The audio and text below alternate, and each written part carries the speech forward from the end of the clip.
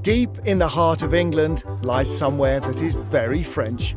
Once a year, this beautiful parkland setting comes alive with the sound of mighty rumbling engines and screeching tyres for the Chateau Impney hill climb.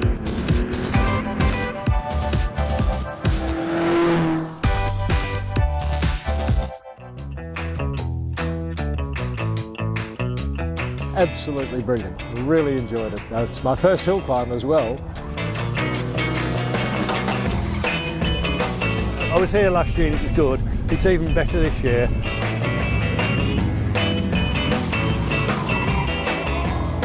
I love the complete variety of cars. We've got Coopers, all the way to sort of modern Formula One looking things to me anyway. Like, what an amazing view. Obviously you've got to be concentrating, but especially when you're not driving, like, what an amazing event and place, and the hill's really good fun. There are some pretty fantastic motor cars. Some of those Ferraris are breathtaking. Big party for your mates, and it's going to be some fabulous machines here you'll probably never see again in a lifetime. The house as a backdrop and all the mature trees to run through. What more could you ask for as a hill climb? It's even more groovy. The cars do timed runs up a challenging course through the picturesque grounds, passing the enthralled crowd and the stunning chateau.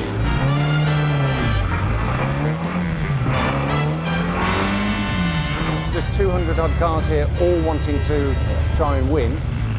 It's a tricky circuit because at the lower course it's very narrow, but then the upper course it spreads out. Well, Chateau Impney has the combination of very slow corners and very fast corners, which is quite unusual for a hill climb. The course is really good. The roundabout's quite tricky. It does feel quick and very confined, so the focus and concentration is huge. I mean, I'm very good on the straight bits. It's only the twisty bits that catch me out. You know, otherwise I'm doing really well.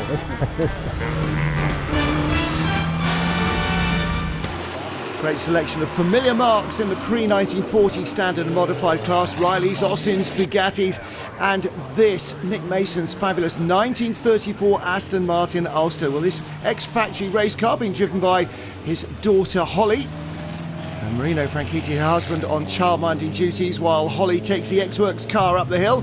Good time, 57.80. Something for everybody else to have a tilt at. All arms and elbows here. This is William Way, the Austin 7 Ulster that his father had left abandoned in a shed for nearly a quarter of a century before William decided to restore it and compete in it. Really pressing on in the little Austin, 51.09. Car number 8, Simon Blakeney Edwards. This is a 1929 Fraser Nash Supersport, and like all pre-war Nashes, chain-driven, 1.5 litre Meadows engine. Solid rear axle, that's why he's having to slide it round the corner. Fastest time in the class, 50.81 seconds. And here is our host. This is Guy Spollen. He owns the Chateau Impney Hotel, an avid hill climber. And his 80-year-old HRG, also with a 1.5 litre Meadows engine. Very respectable time, 51.15 for Guy.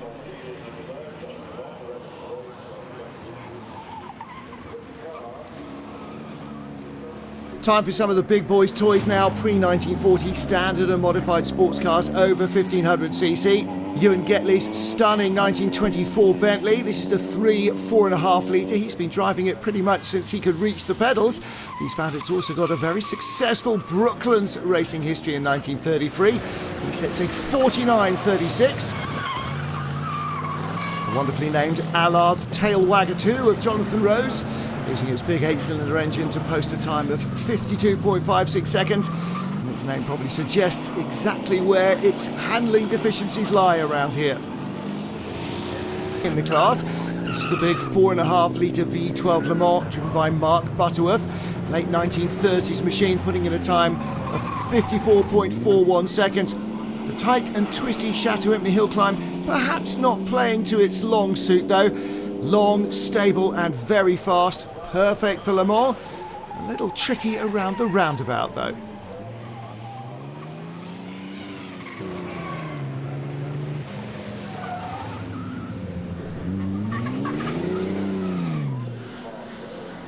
Making its Chateau debut, the Riley 12.4 Special, based on a shortened 1932 Riley 9 with a 12.4 engine and gearbox fitted. It spent 12 years competing on the continent. When Greg Lerico bought it in 2008, he had no experience. Now he uses all his background to produce a 49.18 run.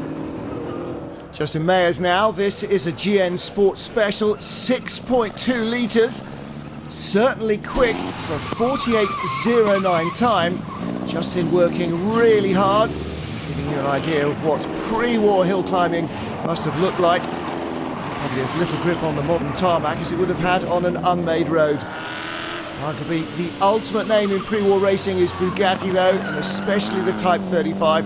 This is a 1926 B model, spent most of its life in Brazil, raced by Antonio da Silva Campos through the 1930s there. Now owned and raced by Mike Preston at a 48.37, very respectable.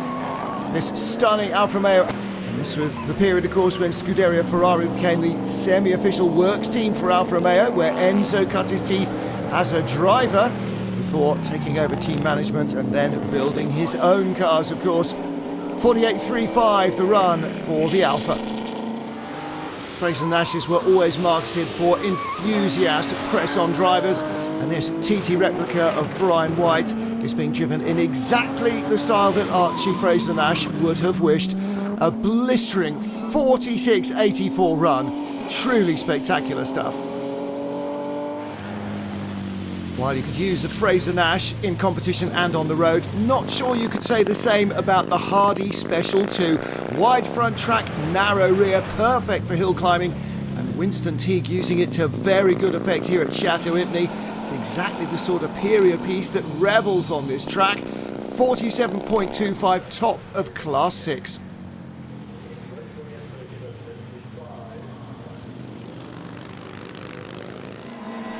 Not exactly a hill climb special, but James Gunn's MGQ replica really looks the period piece here as well. Hustling on nicely. 47.34 the time for him as he pushes the car all the way to the top of the hill. And nearby Morven in Worcestershire, Morgan made their name with their three-wheelers. This is a Super Aero driven by Hannah and Ticknap, who also competed last year. This car perfectly suits the style here at Chateau Impney, looking as at home now as it would have done in the early days of the event. The event was successfully revived last year and magically recaptured the spirit of the meetings that ran during the 1950s and 60s. So there was a sprint here in 1957 which ran up until 1967. They had lots of other things. They had the Ken Wharton driving tests. It was known for its motorsport, which is really nice when you bring back an event after this year. We've got between, I think, 6 or 7 competitors this year who were actually competing in period, and it's fantastic for them to come back and compete on a much quicker and challenging course. This weekend, it's back, and with confidence high, the event should be even bigger and better. We were really taken aback by the overwhelmingly positive response we received last year from the inaugural event since its reinstatement in 2015. We had 10,000 visitors, and the local press really took it to heart and said that it was a fantastic event for all who came to it. But there were obviously things that we wanted to improve on, things that we wanted to make more exciting and more interesting for the families that were coming to the event. So we've introduced things like a vintage fun fair, face painting, we've got roaming performers on stilts and juggling. So there's lots of other things other than just the fantastic motorsport which is going up the drive at Chateau Impney this year. Out in the grounds was the Concours d'Elegance, a wonderful lineup of classic machinery celebrating motoring heritage. Boasted everything from a 1929 Aston by an elite panel. But here it's down to the public to judge and to choose their favourite. So simply get a form from one of our people here today, choose whichever vehicle they believe to be the best example. It doesn't necessarily have to be the known most pristine. It's about what takes a person's interest. Simply vote, and we'll announce the winner at the end of the weekend. There were other stunning examples, including this wonderful and very rare 3-litre 1937 Bugatti Type 57 Gangloff Coupe with its stunning sweeping lines. It's easy to see why it's quite so popular. Also on display was this beautiful Lotus 98T that Ayrton Senna raced in the 1986 Formula One season, coincidentally in Ogilvy. I was chief designer at the time, yes, working for Colin Chapman, and this is one of my creations, and I can say it's been restored in rather better condition than it actually ever run in. It was a very exciting time, the turbos in their early stages really, not terribly reliable, and in fact I'm surprised there's one that's actually still running, not many old Renault turbocharged engines around. They were exciting times, we were allowed to do all sorts of things in the regulations which you're not allowed to do now. And working for Colin Chapman was always exciting. I didn't go to the circuits very often. I was involved more in the drawing office, designing new parts. They'd ring me up on a Sunday evening and say, right, get onto it first thing Monday morning. But I remember one significant time I went to a race meeting, and Ayrton Senna came in after doing one lap and spent a quarter of an hour describing one corner on that one lap. I was very, very impressed. In the end, the public decided that it was this, a beautiful 1932 Alfa Romeo Tipo BP3 that should win the 2016 Concours. It was originally owned by a Spanish nobleman, Count José de Villapadierna. He had some success in Grand Prix racing, although he's probably best known for stealing his grandmother's jewellery to pay for it.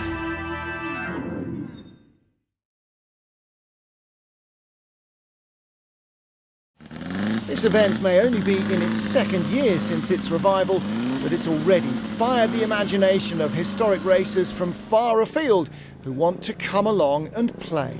It's absolutely brilliant. Really enjoyed it. It's my first hill climb as well, and after coming from Australia with a break between the Formula Junior races, we thought we'd come here, and we're so pleased we did. Because in Australia we're a bit starved for this sort of thing, you know. The tyranny of distance comes into play, and of course we don't have the numbers that you have over here, so it's so exciting to see the variety of cars. It was a wonderful decision to come here, to take the far away from Austria, because I didn't know about this event here, and it's quite familiar. It's so nice, the people around me, everyone helped me. They are very, very nice to me, because I had a lot of problems with the cars, and you can go to everyone will help you. It's completely different to other events in Europe. Out in the paddock, a driver who's more at home racing the new Ford GT at Le Mans than racing old cars at a hill climb. He's here for very different reasons this weekend.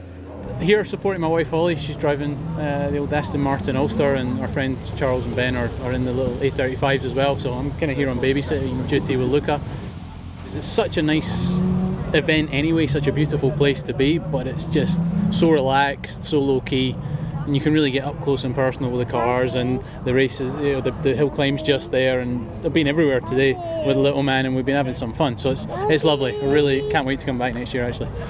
This is Ben Fidler in the B-Type ERA English Racing Automobiles, set up by racer and especially hill climber Raymond Mays to fly the flag for England against the continental marques in pre- and early post-war eras. Not just Grand Prix and Voiturette racing success, but lots of hill climbing success as well for the privateers, and Ben Fidler driving it in approved manner to 46.09. Mace also drove for Riley, among others, before setting up ERA. And this is the Riley Falcon special of Rob Cobden, again pushing on very hard indeed. Quickest in Class 7 with a 45.13, a very spirited run.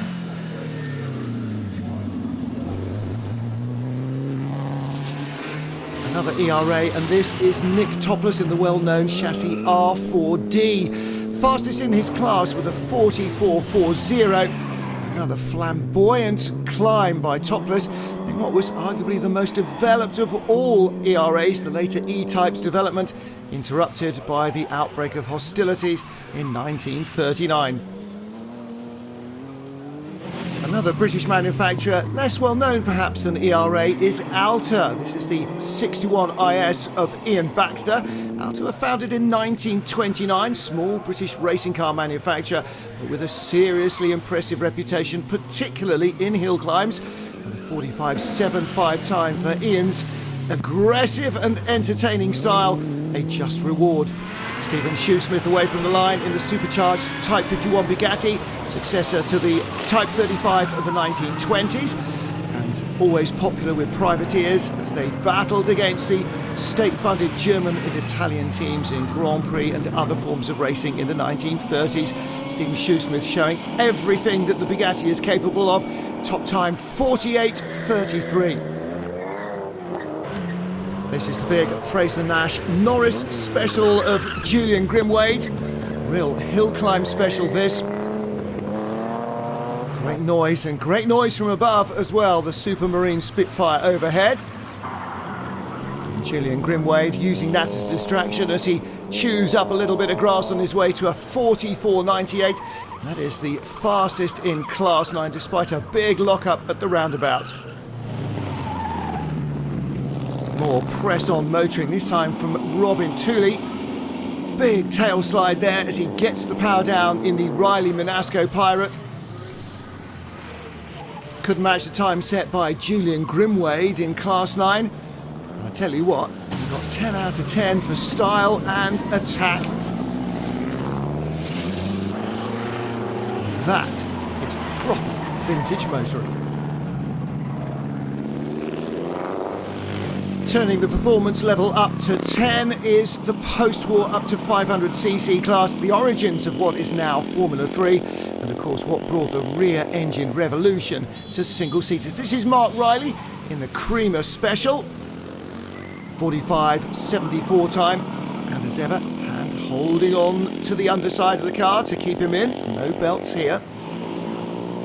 Fastest in class, 44.71, Peter Delaroche was in one of these 500cc machines that Eric Brandon became the first ever British Formula 3 champion, and the young Bernie Ecclestone, among many, many famous drivers, cut his teeth in 500cc racing.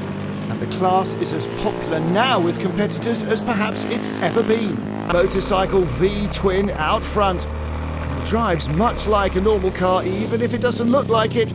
Very low, good centre of gravity, great road holding, and plenty of verve from Tracy as she comes out around the Chateau, down into the roundabout. Front wheel disc brakes, hold on tight as we accelerate once more up towards Corbett Chicane. Right, left, right, and then the run up to the finish line. Through the paddock S's, maximum attack, maximum speed, head down to the finish line, and through we go. Mike Walker in the Bond Formula Junior. Walker was a successful driver in the 1970s. Lawrence Bond, a designer in the Formula Junior era of the 1960s, who decided that rear-wheel drive was not the way to go and designed his Bonds to be front-wheel drive. By the time the bugs had been ironed out, though, it was clear that rear drive and indeed rear engine were the way to go for single-seater racing. Walker using his experience to go to a 42.68 run. Mark Woodhouse, 42.68 as well. Mark's son won last year's event, unable to compete though this year. Mark is driving a Formula Junior Elva 100, one of a couple of cars that he's competing in. And it looks very much at home here on the hills as well, although Formula Junior was like the 500cc Formula 3, a circuit racing formula. This is James Hicks in number 141, a Caravelle Formula Junior. Very rare machine. First time 44.08 to go second in class, but unfortunately on the second run trying to go a little quicker, overcooks it on the grass, and that is the end of his competitive effort. No need to police track limits here in Chateau Impney. Run off too wide onto the grass and the penalty applies itself. A lack of traction and often a spin. Saturday evening, and it's time for everyone to relax and enjoy the hospitality at Chateau Impney with a spot of fine dining, before partying the night away in the casino to the soundtrack of the Slippery Hill Boys.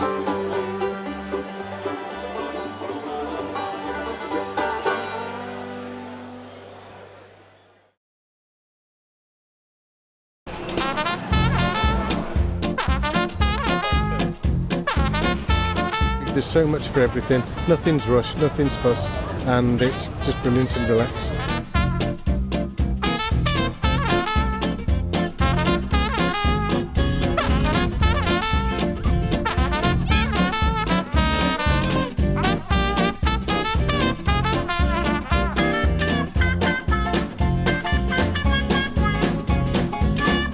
Came last year for the first one. Fantastic last year and fantastic this year.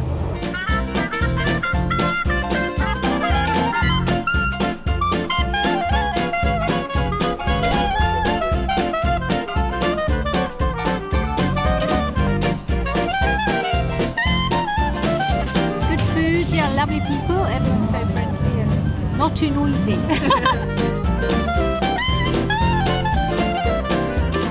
There's a lot of different classes of the cars, and then the parachuting at lunch was really, really good fun.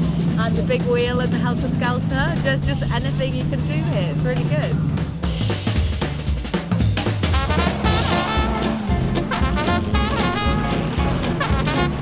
It's brilliant, absolutely fantastic, so well organised. Everyone here seems to be having a great time. You've got the weather as well. The cars on display are beautiful. I mean, everything from, I think 1903 was the earliest one I've seen, through to the auction as well. Absolutely great. Between the competitive runs, there were some great demonstrations. These weren't timed, but no less entertaining for that. The engineering marvel piece for this McLaren's F1 GTR race car was in action. So too was Michael Krum's 2011 championship-winning Nissan GTR. And for a lucky few, there were guest rides in one of the Midland's latest offerings, the wonderful Jaguar F-Type. Also joining in the fun were some wonderful two-wheeled examples with beautiful historic motorbikes from the Brooklands Museum.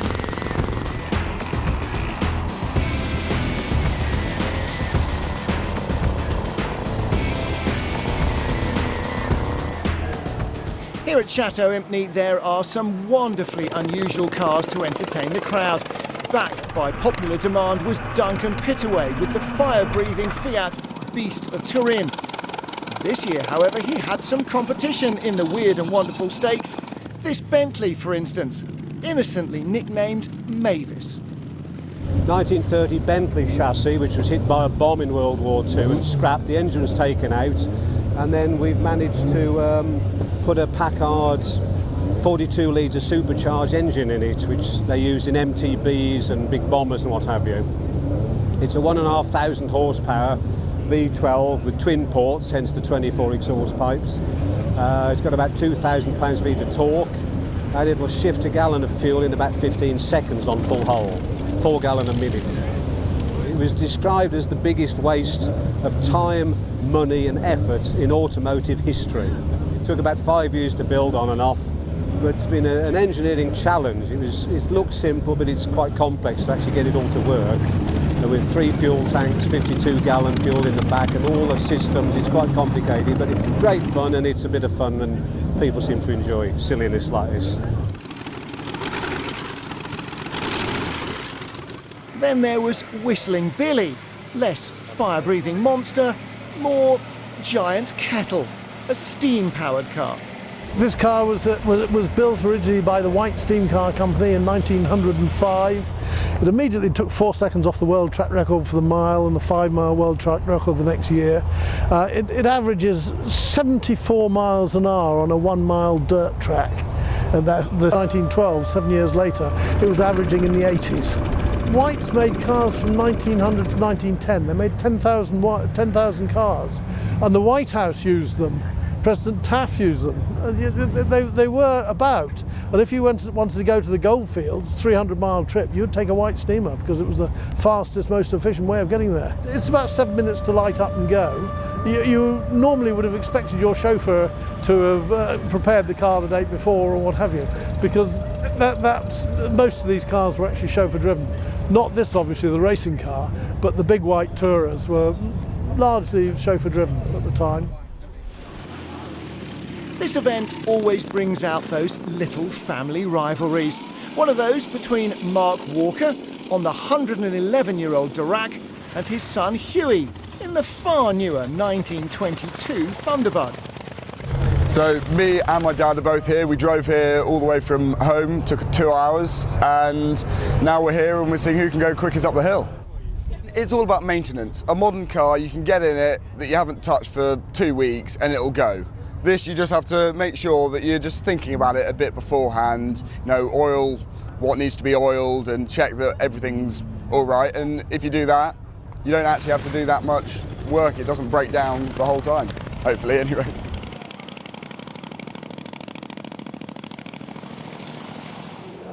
Francesca Wilton was here for different reasons. Her father Julian's a keen hill climber and he wanted to inspire his daughters to race, so he came up with a cunning plan. So basically my dad had 2 daughters and him and my granddad have always been involved in vintage car racing and stuff for quite a long time. So he really wanted us to get involved as well and be the 3rd generation of our family. And in the 30s there was a racing car driver called Kay Peter, and this is a replica of the car that she drove in the 30s. So yeah, he built all the body and everything, and a man called Simon Frost did all the mechanical side to it, so it's quite exciting.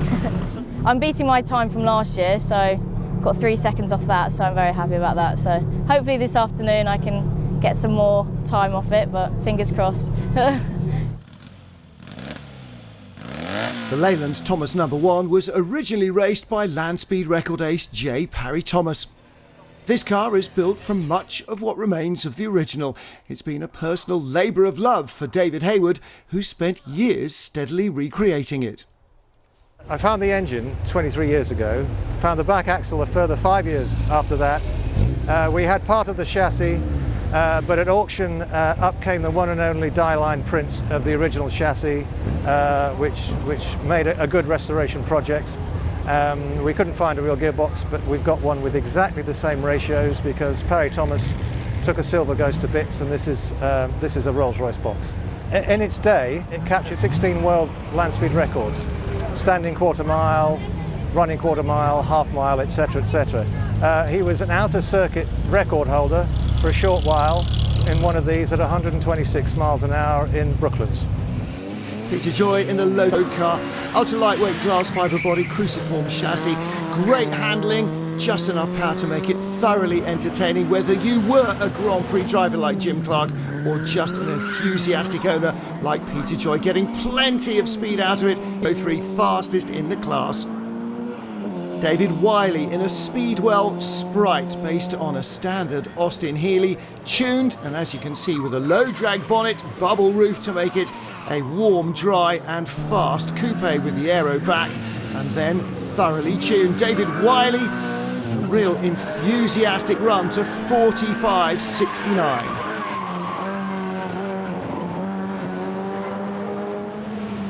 Against the English specials, the Porsche 356A Super of Steve Wright. German engineering that was good for road, rally and racing, a time of 50.72 seconds. Justin Mayers in the Cooper Monaco Sports Racer, built in exotic Surbiton, West London. Justin bought the car at last year's Silverstone Classic in the auction, raced it the very next day, and it looks just as at home on the hills. An excellent time, 44.55. Next up, a little bit of a rarity. Can you figure out what it is? Well, the answer is it's a BRM Jaguar Mark I driven by Jonathan Cobb. Has that look of a C-type about it, but not quite. Down into the roundabout he comes. On the power, feed it in smoothly. Whoa, a little too much. Take a look again, here he is, just a little bit too much enthusiasm with the throttle, and he pays the price. Enzo Ferrari famously called the Jaguar E-Type the most beautiful road car he had ever seen. Perhaps the most beautiful he ever made, though, is this, the 250 GT short wheelbase Tour de France. Neil Dyer setting many pulses racing with an audibly and visually stunning run to 49.39. Another oral treat from Malcolm Thorne's Lotus Buick, his backup car last year when his Lotus BRM single-seater didn't really play ball. 4 good runs in the Lotus Buick really paid off. He went fastest in class with a 43.88, using all that extra horsepower to great effect. Another V8 engine special. This built in California in 1959. Old Yeller was a stalwart of the American racing scene until the mid-70s.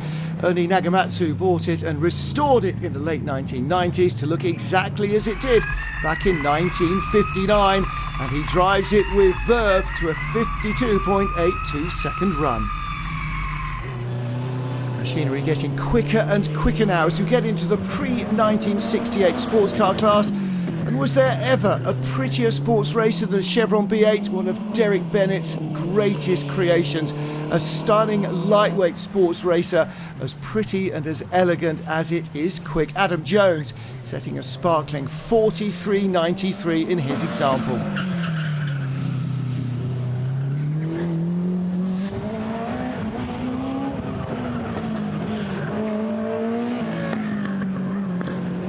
Whether you wanted to race in Grand Prix, Indy 500 or Formula Ford, Colin Chapman probably had a car to suit you. This is David Giddens' Lotus 23B Sports Racer. Like almost every Chapman design, it is elegant, effective and pretty. It is also very quick. Fastest in class for David, a 42.14. David Thompson in one of Blackpool's finest products. No, it's not a stick of rock, it's a TVR Grantura Mark III. Rushing up the hill to a 46.98 run in his impeccably driven and immaculately turned out TVR. Class 18 for 1950 to 67 production saloons, and there's no mistaking this, is it? Ford's revolutionary looking Mark I Cortina in three-door guise, breathed on by Lotus and Colin Chapman, wearing factory colours. This car of Ewan Cameron using its twin cam power to blast to a 47.99 second run. A period livery, but of a very different nature for David Cornwallis. His BMW 1600 Ti racing up the hill to a 53.65 performance in a car that changed BMW's fortune, taking them from manufacturers of bubble cars to purveyors of fine sporting saloons. In the Regent Centre in the grounds of the Chateau, there was a chance to dream and admire some of the wonderful machinery that was about to go under the hammer in the classic car auction. The company's long been a supporter of historic motorsport. In fact, our chairman, Simon Hope, is not able to be here this weekend because he's racing at Classic Le Mans. But he's been very passionate about historic motorsport and supporting events such as this. Chateau Impney HILLCLIMB, you've got 200 wonderful machines going up the hill. You've got another 70-odd lovely machines in here going under the hammer. So it's just a nice mix. You know you'll have an enthusiastic, knowledgeable crowd who'll be able to appreciate both what's going up the hill and what's being sold. So behind me is a 1949 Cadillac Series 75 Fleetwood sedan. So the Series 75 was among Cadillac's more expensive models, very, very luxurious, as you can see, very, very imposing. They made 220, so a rare car. This one's particularly distinguished in that it was first owned by Archbishop, later Cardinal, Richard J. Cushing.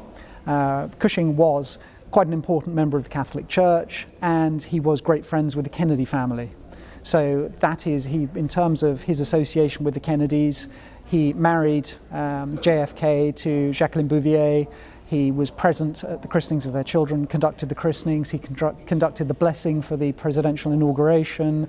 Sadly, he also presided over JFK's funeral, and this was a car that would have ferried him to many of those events and was well known on the streets of Boston. As you can imagine, a cardinal riding around the back of that, it made quite an impression.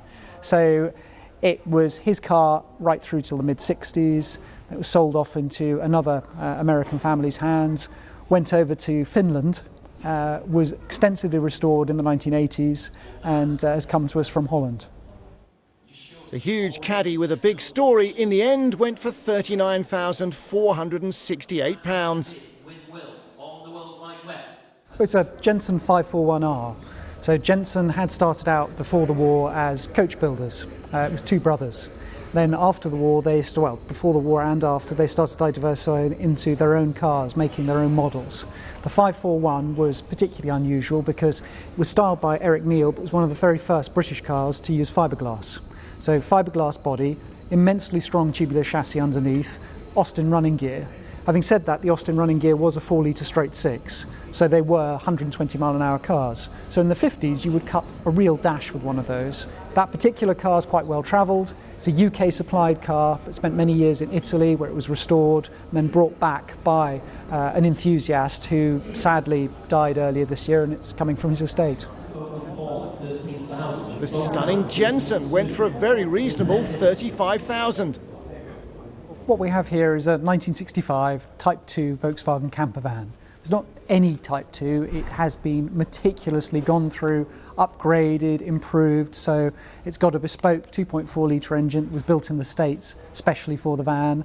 It's to left-hand drive specification, so it's ideal for continental touring. It's got all sorts of mod cons in it, so it's got up-to-date in-car entertainment, it's got Bluetooth, it's got bespoke rock and roll beds, lovely cabinetry in there, beautiful upholstery. It's been a real labour of love, and it is just as clean underneath as it is on top. The classic camper van went for £50,960. It will look great cruising down to Newquay in the summer. It's a 1966 Costin Nathan Works prototype, racing cars. He had a very fertile mind, so he was always coming up with his own designs. And this particular one, he trained with de Havilland, the aircraft company. So that particular car, he was a great believer in the use of plywood, resin-bonded plywood. So the central chassis on that car is wood, with tubular steel subframes front and back. The car was raced by Roger Nathan, the other half of the manufacturer name, and Roger was a very successful racer in his own right, an engine tuner and that sort of thing, and achieved considerable success with the car in 1966. Crowning glory was victory, outright victory in the Coupe de Paris at Montlhéry against Works of Bath opposition. So it's a real giant killing performance. It's been untouched off the road for 45 odd years, hence the terrible condition, but it is complete. And it's got the makings of a great restoration project. And once put back to its former glory, it will be eligible for things like the Classic Le Mans race and various other high-profile meetings. This barn find attracted bids from across the globe. In the end, it sold for £80,230, and it'll head to a new home in the USA. 1959 Jaguar XK150S 3.4 drop head coupe. The S is the important bit because that signified the sports model. So you've got triple carburetors, you've got decent boost in horsepower, and they only ever made 104 of those in both left-hand and right-hand drive guises. So it's a real rarity. The XK150 was the last Jaguar sports car to sit on a separate chassis. It was the forerunner to the E-Type. So you go from separate chassis to a monocoque design. It was very much the sports car to have in the late 50s. Pleasingly, it's still got its original engine in it, original gearbox, so it's matching numbers car, but very much a genuine 50s driving experience, very nicely restored, and it's a lovely thing.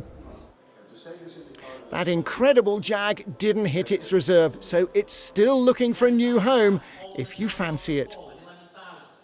In the end, over £900,000 changed hands as these cars begin a new chapter in their stories.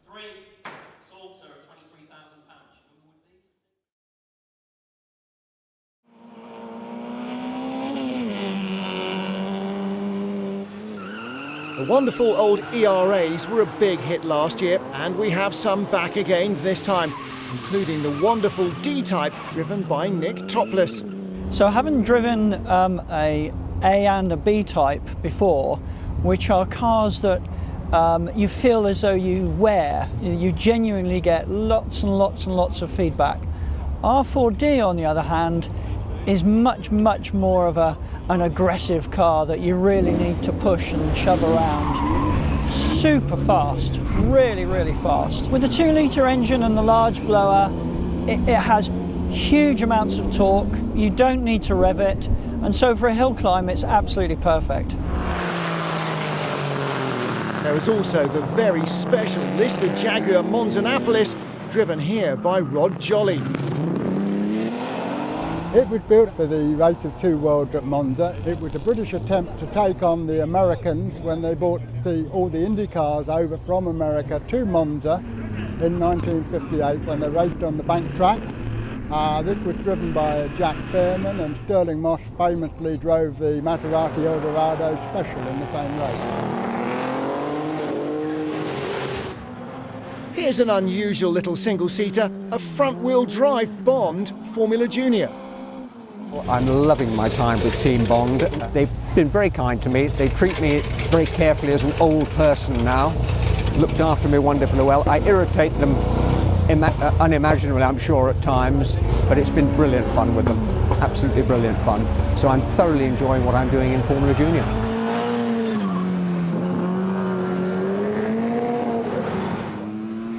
Years ago, Dave West competed successfully at the original Chateau Impney hill climb, and he's back to try and win again.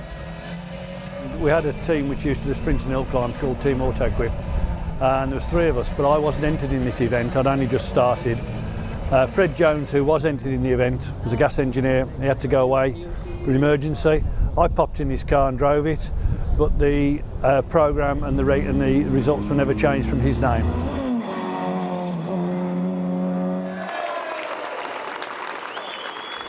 Last year's winner Jack Woodhouse wasn't able to return to defend his crown. He was busy at his day job as a mechanic for Arden Motorsports, working at Silverstone for their GP3 team. But father Mark thought that he would have a go instead at beating his son's course record of 42.42 seconds. He talked me through how he did it, so I'm trying to live up to what he did. We had a good run yesterday, so I got within a few tenths of it, I think. So hopefully today we'll equal it or better it, so we'll see what happens. Over 200 competitors have tried to set the best time of the weekend with varying degrees of success. And I think everyone has probably enjoyed taking on the hill at Chateau Impney. Here we go then into the shootout for the fastest runners, and this is for all the glory. Tim Bowles very slow away from the line, perhaps trying not to spin the Z28 Chimera's wheels up over the bridge, because that really would waste time. Lots of horsepower from that big woofly V8, but surely it's going to be a little confined. He's managed to work wonders with it so far. Lots of speed up towards the Chateau, trying to control the big beast and racing on to a 48.61. Away we go, David West in the Cooper S now. If any car was made for the Chateau Impney hill climb, the narrow confines here, it's got to be the Mini. Light, manoeuvrable, nimble, narrow, plenty of power for the tiny weight in this stripped out hill climb special. David West doing a great job, fastest in class, a 46.87 on the first run. He's going even harder now, down towards the roundabout. Oh, and a big lock up at the rear, and he's lost it. Oh, and there goes a chance to go fastest.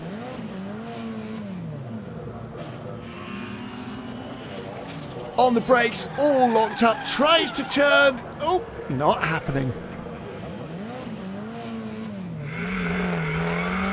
Great launch from Craig Jones in the Mark 7 Elva. Really quickly off the line. Lightweight, very low slung sports car. And as you can see, super nimble handling as well. Lovely run so far. Craig Jones, electrifying performance, 43.75. Well, the single seaters are going to have a real chance here, aren't they? Even on treaded tyres. And this is Callum Grant. His Merlin Mark 5 Formula Junior car, upgraded to a Mark 7. Ultra low, ultra lightweight, barely enough room for the driver in the engine. And that means that the performance is shattering, even with a slightly woofly engine on the overrun. It picks up cleanly. He is flying. Needs to keep it under control, braking hard, downshifting into the roundabout. Still a little fluffy on the acceleration there, over the grass. Through the chicane and heading up towards the line, and the record here is in real danger. Finishes in sight. It's a 41.08. What a run! Martin Jones in the Brabham BT 21B. This is a very popular single-seater racer, Formula Junior and then Formula 2 car. Martin Jones improving on the split times on his time from last year. Great run, and up on time as well as he comes past the Chateau, drops into the roundabout and controls the oversteer well. He's got a lot of rubber on the road, through the chicane, lock to lock, here we go. He's looking quicker and quicker. This is going to be a very quick run indeed. Martin Jones across the line in a 40.50. So the record stands 2 seconds quicker than last year as Mark Woodhouse blasts off the line another Formula Junior chassis from the 1960s. This is the Lotus 20 last year in the same car. He's got a very nice run going as well, neat and tidy in this archetypally beautiful Lotus single-seater from Colin Chapman's real glory years of junior racing. Down into the chicane, neat and tidy, crisp pickup from the engine, here we go. I'm not sure if he's going to make it, it's going to be close, but how close will he be? Oh, he just comes up short. He's beaten his son, but not the other two. In third place, Mark Woodhouse in the Lotus. In second, the Merlin of Callum Grant, but our fastest man, Martin Jones in the Brabham. It's amazing. It was quite a surprise, actually. I've been hill climbing for 34 years and I've never had the FTD before, so it was great. It's a fabulous place. I mean, the collection of cars that they have here and the atmosphere and the surroundings is unbelievable. They put on a really good show. It's been another great event here at the Chateau Impney Hill Climb. This already feels like a firm fixture in the sporting calendar, which is great because that means we can do it all again next year.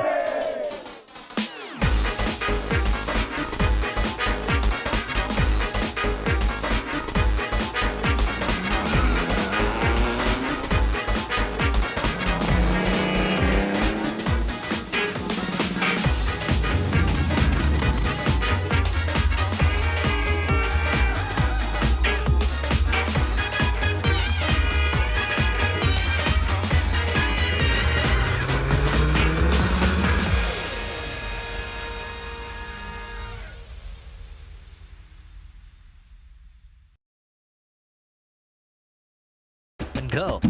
Stop and go. On board. On board. Final lap. Final lap. Best of. Crash.